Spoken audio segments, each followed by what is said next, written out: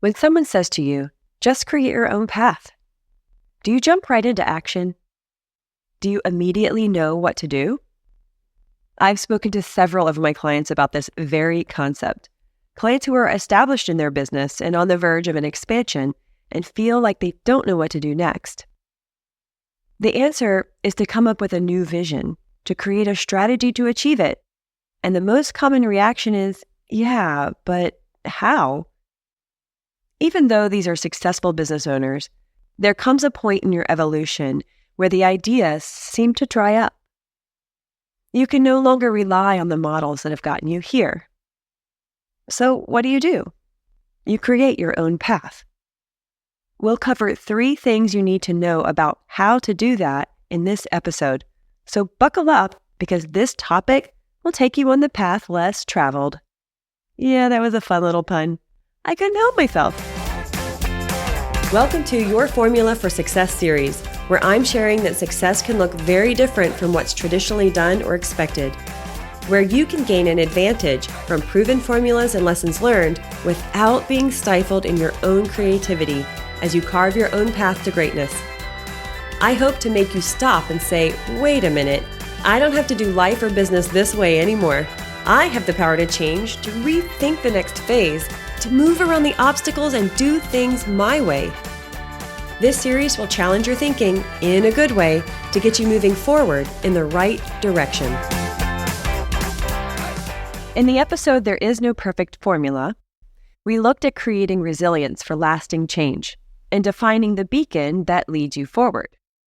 Now, you don't need to listen to that episode first to continue to get value from this one, so stay with me here. I've linked that episode, which is episode number 5, in the show notes to make it easy for you to go back and listen. We ended that show on the concept that implementing your growth formula is a matter of the baby steps that you use to create your own path. When you go into implementing this change in your business, it helps to know what this concept looks like. How do you create your own path? So I'll break it down into 3 simple ideas. Idea number 1, you need to create your own path. And here's why. When we're early in business, we tend to use other businesses as a model, and we mimic what they're doing. This is very smart, especially when you haven't run a business before. This is what I did in my first business. I'd never run a business before, and I thought, well, I'm going to model my business over the ones that I see around me. So I formed relationships with those business owners, and I just imagined what they must be doing. And I formed relationships with them to ask questions. This is a normal path for an entrepreneur who is looking for mentoring, not the formal kind of mentoring, but just trying to understand what moves they need to make and what would be a smart growth path forward given what somebody else has done. Now, this works for a while, and it worked for me up until, I guess, we were making our first 10 million in revenue, which sounds like a lot, but in the industry I was in, it's very little, given that companies grow and sell for 100 million. So we had modeled ourselves after this large corporate model, which again was common in the industry I was in. But when it stopped working was that point where I became a threat to those other businesses. I was getting too big. I was becoming too prominent a player and winning prime contracts. Now, the prime contracts is when you are the contract holder with the government or with the larger business, and you bring in other companies to team with you and become subcontractors. So I was becoming a threat, and businesses no longer wanted to have the same relationship with me. They also, I found, ran out of ideas because they were also seeking, how do I get bigger? So we all got to this point together where we were wondering, now what? What do I do to grow my business to the next level? I found that some of the businesses that knew the answer, their owners had been executives in a large business previous to starting their small business. Well, that wasn't the case for me, and I had to make things up as I went along the entire time I was in business, because I started when I was only 25 years old, And I'd had some experience in other people's businesses. I had experience in mergers and acquisitions, but I'd never had experience growing my own organization. And I had ideas of getting my business to the 1,500 employee mark, and we weren't there yet. So how does that structure look? I really only had other small businesses that I had worked in previously to model.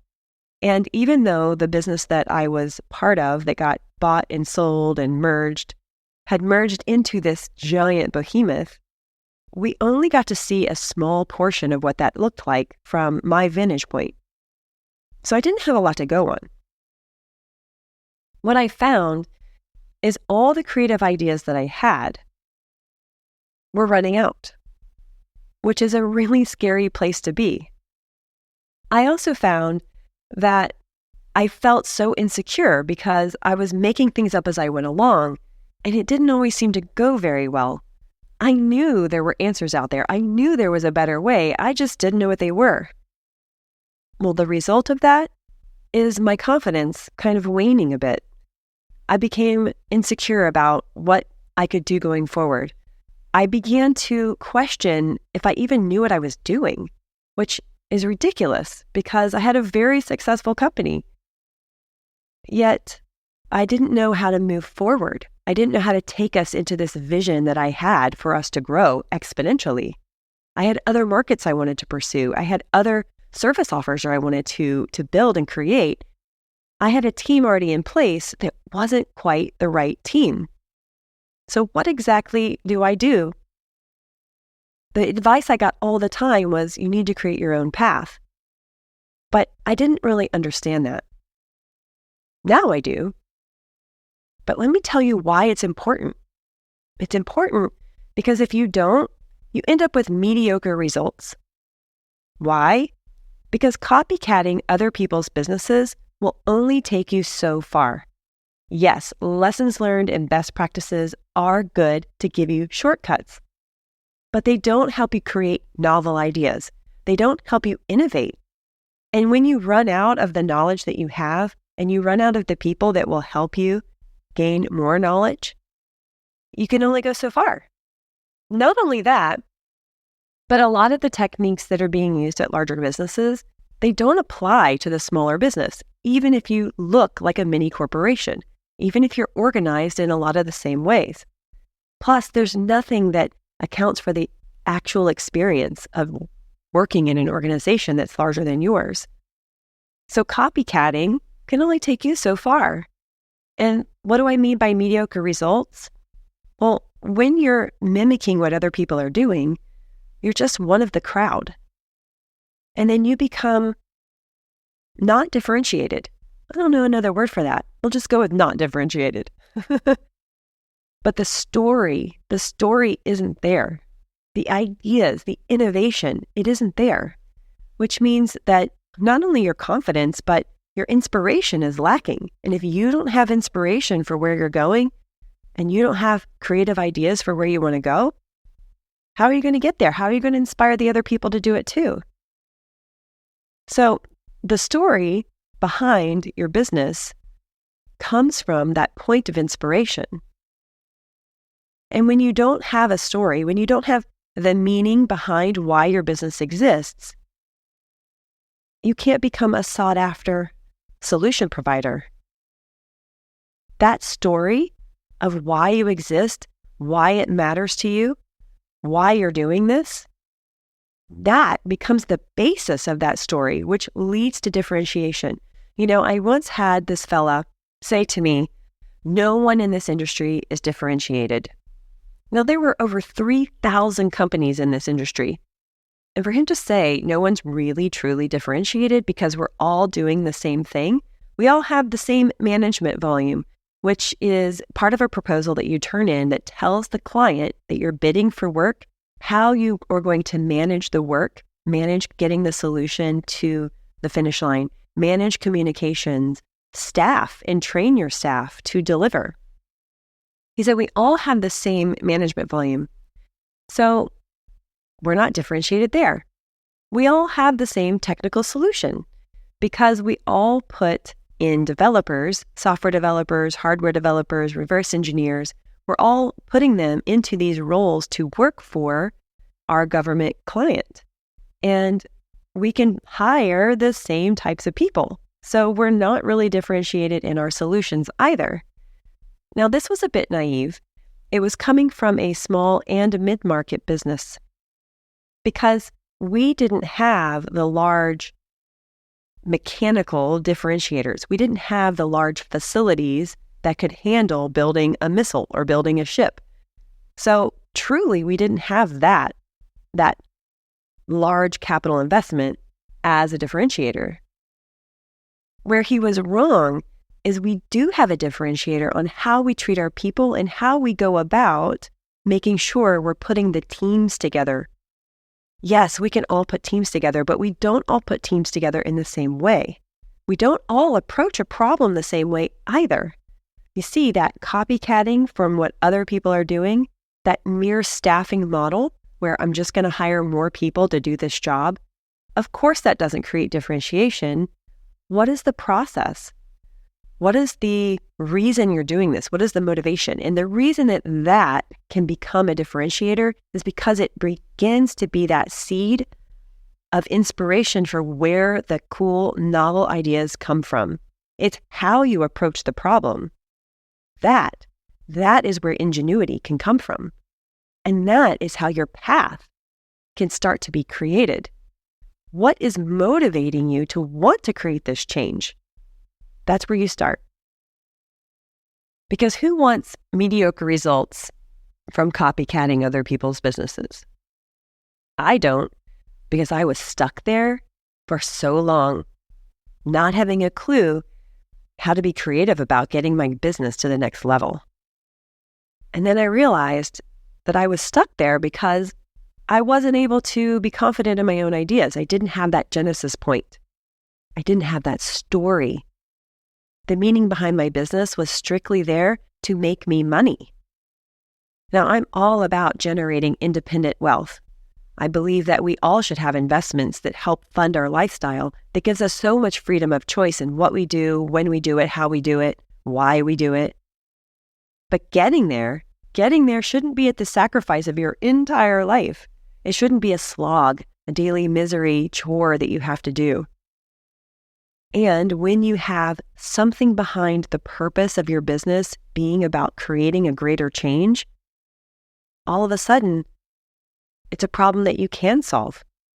It puts it into a context that gives you the motivation and the spark of ideas because you're trying to solve a particular problem versus trying to solve an operational problem. You see, we had an operational problem. How do I entice people to come work for me? That's an operational problem.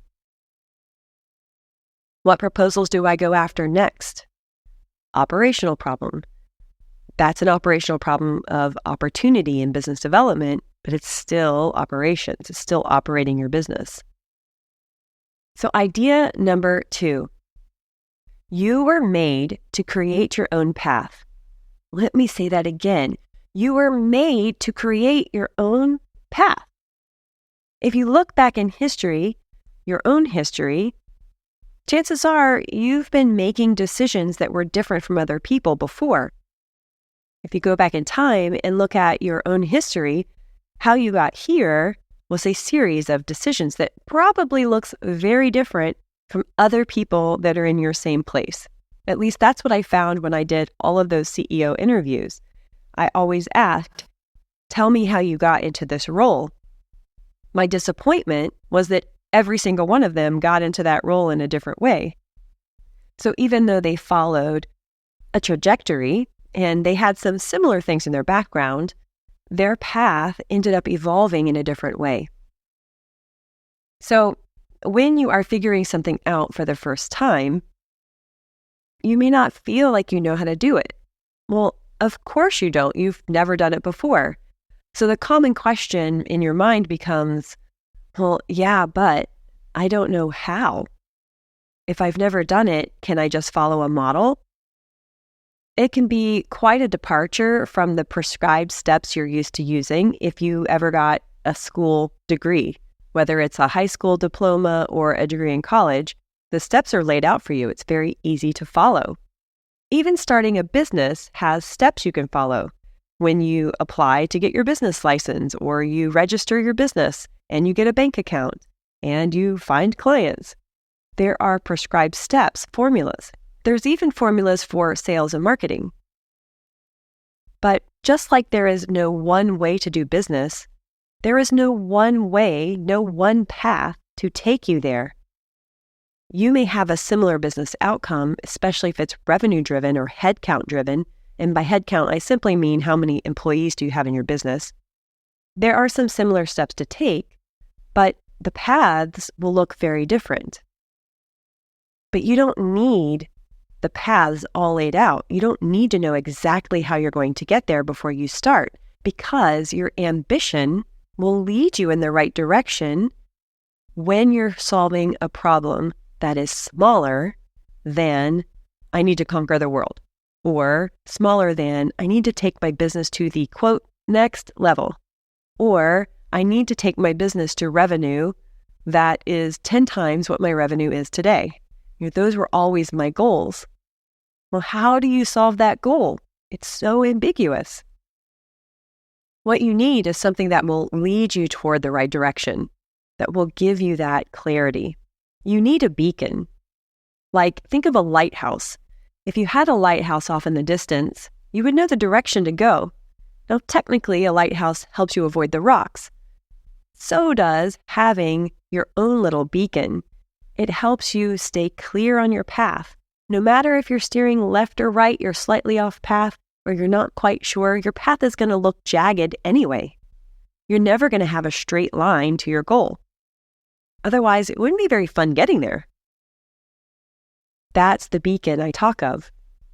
You need a milestone. That is the waypoint on your way to getting to that final destination. What is a milestone? You need a first step. That first step in the direction you're trying to head. And that beacon cannot be this big nebulous idea of, I want to grow my business. I want to get to the next level. But what does that look like? I wrestled with this problem in my own business. I wanted to get to 300 people. That was my next goalpost. How do I get to 300 employees? Well, I really had no idea. I had no idea because if you'll remember in point 1, if you're just growing for the sake of growth, and that's what having numbers-driven goals are, they're growth for growth's sake. I didn't have a reason. I didn't have any why underneath that. Why do I want to grow to 300 people? Well, for me, I just thought it would be fun to have a 300-person company, to understand how to have processes and how to have an organization that really worked and flowed. And I wanted that to value my business higher. So when I sold my business, I'd have more of a nest egg. I'd have more to invest. I'd be building that independent wealth. But that wasn't enough of a guidepost for me. That wasn't a good beacon because it didn't have any kind of point that could help me be inspired to create new ideas. So in point 2, I thought I needed a formula. I thought I had to have some other model or method to follow because I didn't know how. I'd never been there before. But when I got clarity on what I was trying to achieve in my business, what I wanted my business itself to achieve, the change I wanted to make in the world, that became the type of beacon that would spur endless ideas. That became the milestone maker. Well, if I'm going to create that kind of change in the world, how would I go about it? It became less about the changes in my operation itself. How do I structure a company to accommodate 300 people? That worked itself out as I tried to solve this big solution I was going for, this change I wanted to make. Once I had that, once I knew why I was making all of this change happen in the first place, I had as I said, endless ideas, and you can too. Like, this is where that change you want to see in the world can give you the ideas that you need. And the key there is to bring that challenge that you're seeking to make closer in to what is the very next step I need to do in order to get there, in order to affect that change. And I don't mean that the very next step, this tiny little action, I don't mean that it has to be less than your big goal. Because 10xing your business, if that's your desired goal, that's not your beacon. Your beacon is the change you want to see in the world. That 10x is a milestone, but that also breaks down. It changes the way you think about growth because you have a reason for the growth. Now, I know that may be an unpopular idea. This whole idea of a why, the why of your business, might be something that is selfish, right? That is, let's go back to your childhood and figure out what you want to do for a living. I don't mean that kind of why. I mean, what is motivating you to create this change? And yes, having work that you love should be part of that equation. Absolutely. But I think that's where this whole question of why kind of breaks down for us. It's got to be something a little bit larger than that. And it doesn't have to be, I want to change the world larger. Even 10xing your company doesn't have to be because I want to change the world. It can be a small change in your own life because I want to change the way I'm living. I want to create a different future for my family and for my kids. I want to be a different role model. I just want to find that happiness. And then taking that, what does that mean to them, out into a bigger idea? When you're trying to solve a problem like that, the ideas come, the milestones become, the next thing I want to achieve is 10x. And here is why. The why that's bigger than you. Because the next step you need to take, that very first step, is a step toward creating a solution to a change. And it's inspired by an idea you had from that very change. So what questions do you have on that? What comes up for you? For me, when I first stumbled across this, I thought, I need to make this bigger than just wishing that I had more money. I need to make this bigger than just achieving happiness for myself. And that's where I brought my kids into the picture because I didn't want them pursuing work that didn't make them happy, like I had done. It was a fate worse than death, people say. It's a fate worse than death.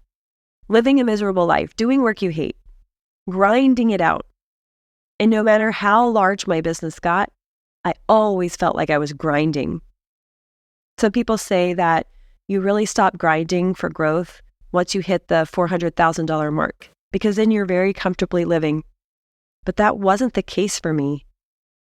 Every plateau I got to in my business, every big leap I made in my business, there always was more that I needed to achieve, and I always grinded to get there. I always worked harder to get there because I didn't have something to hold on to that gave me hope, that gave me life, that made me feel alive, that energized me, that inspired me, that made me want to keep going forward for the sake of going forward instead of the sake of growth, which is so much pressure. Pressure that I didn't really need. I was going to create this beautiful enterprise, to create this change I wanted to see in the world, and it didn't create pressure for me because the goal was no longer to 10x my business. The goal was to create this change I wanted to create. And that milestone was simply, what do I need resource-wise to make a bigger impact? So the impact became the milestone. They play together. And then all of a sudden, it wasn't such a big deal to me how long it took me to get to the 10x. Did it still influence my ideas and my next steps? Hell yeah, of course it did. but I could make that change smaller. I could make it that first step. I could bring it closer. And I had a container for my creativity because my container was solving a problem, my very next problem. And it no longer became an operational problem because the ideas for how I was going to solve that would come from what I wanted to create. So you need a beacon, you need a milestone, you need a first step. That is how you create your own path because you were made to create your own path through the choices that you make every single day. So here's the third simple idea. You don't have to have it all figured out before you get started. I've seen this stall countless people, including myself. As you progress on the path toward your beacon, the path will reveal itself in the choices that you make along the way. You know that point between you don't know what you don't know and being acutely aware of exactly what you don't know? I encourage you to lean toward being unaware and to have that beginner's mind, which is simply a willingness to learn. That will get you started. Depart from the guaranteed success. I know, you know there is no guaranteed success, but what we're looking for is that elusive ROI. We just want confirmation that the path we're heading on or the choice we're about to make is a wise one, a one that will give us the return that we're looking for, that will have the outcome that we're looking for, especially in business. You want to have success there. You want to reach your financial goals. So ROI is a big deal. But if you're stuck deciding which path to take, ROI is not necessarily the answer that's going to get you to the decision that you're going to love, that you're going to be comfortable with, that's going to feel inspiring to you. The point is to get started because you learn, you decide, you adjust as you see an outcome from action. That's key. So how does this look in action? Well, I was stalling to make a decision in my business until I found the right formula. This was in my second business, and I'd already had the idea for the business that I wanted to start. It looked much like my first business, a software development firm, but I wanted more of a differentiator. I wanted to have something that I and my company were known for, a particular process or a solution, a niche into the software development world. I was stalling because I was looking for the right ROI.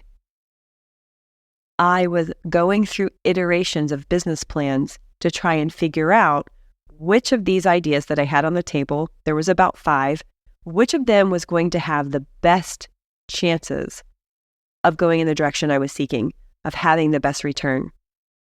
Which equity plan do I want to put together? I was bringing on partners. I was talking with a handful of them to see which ones fit and what kind of deal were we going to create to start my new business. At the time, I thought, well, I need to have this partner in place to help me attract other qualified employees to my business. That is a tactic that I was looking to employ. So I was going through business plan after business plan, iteration after iteration, and I was no closer to the answer. I couldn't make a decision. And when you're the CEO, you're expected to make decisions, to be decisive. And here I was at the drawing board constantly trying to solve for the formula, trying to make sure I had the right formula moving forward, that I had the ideas, that I wouldn't get stuck like I did in my previous business, that I wouldn't make the same mistakes. I wanted all the steps in a row, just like a Candyland map. If you've ever played Candyland, or even if you haven't, imagine a big game board, and on the game board, there's these little colored squares that take you meandering around all the different lands, from popsicle land to truffle and chocolate land to, I don't know, cotton candy land and licorice land. I'm sure I'm getting those all in the wrong order. But Candyland has a path that you take. And at the end of that path, there's the castle, the pinnacle, the goal, the outcome of the game is known. The path is known. how long it takes you to get there is just a roll of the dice. Sometimes you get stuck and you have to wait a turn. Sometimes you get a fast pass and you get to go all the way to the top. And sometimes you have to go all the way back down to the bottom. But at least you know the steps you need to take. It's clear. It's a winnable game.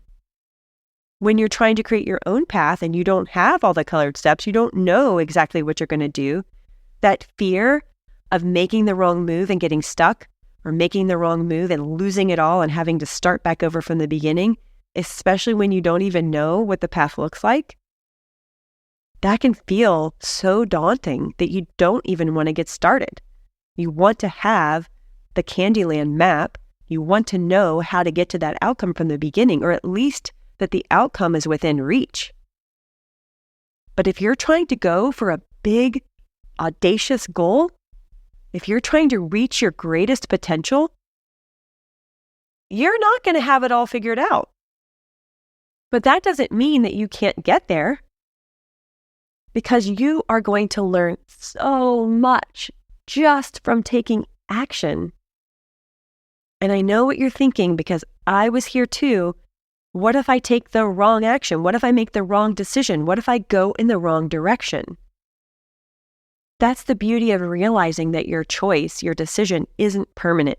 You're not married to it. And you don't have to wait 5 years before you have feedback that you went in the wrong direction and you want to change your mind. You see, that happened in my life where I didn't know that I was on the wrong path, that really I was doing the wrong work for so many years that I thought that the same thing was going to happen this time, that it would take me so long to figure out that I wasn't happy doing what I was doing and that I would have to change and go on a completely different path, a third business path. What I didn't know at the time and what I do know now, what I'm sharing with you right now, is you will have feedback instantly from the action that you take. And if you learn to trust your gut, if you learn to tune in to not just the professional side of yourself, of your personality, of your interest, but also the personal side, and you let those two blend together, you'll be able to make smarter choices about your life, smarter choices about the decisions that you make, smarter choices about your business, because your life in business is not compartmentalized. Even if you try to compartmentalize those two halves of yourself like I did for so many years. That right formula reveals itself as you take a step forward. So you do not have to have it all figured out before you get started. You just get started. And before you say, but I don't know how to get started because I don't know which step to take first, go back to that beacon. What are you trying to create? Why are you trying to create it? What is motivating you forward? And even if what you're trying to create is simply happiness in your life through the business that you're trying to start, let that happiness be the way that you go forward. Solve for the happiness. You can solve for happiness. Because when you look at the decisions in front of you, when I looked at those 5 different ideas I had for that business, none of them fulfilled the happiness piece of my equation. None of them. It wasn't even taken into a consideration or account. It was only the money. It was only the growth. It was only the potential. Even though it was a technology, a solution for what I was providing, even though it would solve for national security and keeping us safe and having peace and being a world leader, it wasn't personal. I couldn't relate it to spark my own ideas. I needed a different beacon to help me go forward. So what I learned is that you can start without worrying about the regrets over the wrong decision. What you need is that shining light, that beacon that we talked about, to lead you in the right direction, and then you figure out the waypoints, or you just figure out the first one. Maybe that first decision point is, what would make me happy? And if you're already in an established business, as I was, I had already established my business, I had to ask myself, which one of these decisions would make me happy? And if it was none, I got to let that be the problem I was working on. And that is sometimes really hard because it feels like a step back. But remember, in episode 3, we talked about slowing down in order to speed up. Sometimes you can relate that to the hiring process where you don't hire right away, you hire slowly so then your company can speed up by having the right people on the team. And sometimes that slowing down is in your thought process and in finding the right way forward through allowing yourself not to feel the pressure of, I have to have this decision right now, and it has to be a business one. Because sometimes the greatest decisions you'll make in your life and in your business growth is to make a personal decision. And that is okay. It's okay for them both to come together because they will inform each other. I put my happiness first. I ended up closing my second business down, successful and all, partners and all, because I needed to feel something more, something different, which is a huge departure from my normal old self, I should say. Now, does that mean you have to burn it all down like I did in order to figure out your next point forward? Absolutely not. Absolutely not. I didn't do it right away. I had to work myself into my next idea. This also doesn't mean you have to have some existential crisis in order to figure out what that next step is. These are just ideas to get your brain thinking that you can allow this to be slow. You can allow it to evolve. You can allow that first step to simply be testing new ideas out.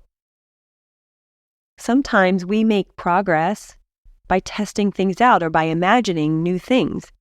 So if you're worried that testing something out will take 5 years or a giant investment or a complete pivot, a 180 from what you're doing today in order to know if it's the right way, I invite you to take a step back from thinking that that's the only way to know for sure. Instead, just put yourself in the position of doing that work, of building that idea out. Feeling, what does it feel like to go through the everyday life of this? And don't worry if you don't know exactly what that life looks like. Your imagination is extremely powerful. You get to imagine what it must be like. And there's something that you're going to know about that other path you want to take, even if it's just the surface level stuff you know that you've seen on TV. And yes, it's not all like you see on TV. In fact, it's a lot not like you see on TV.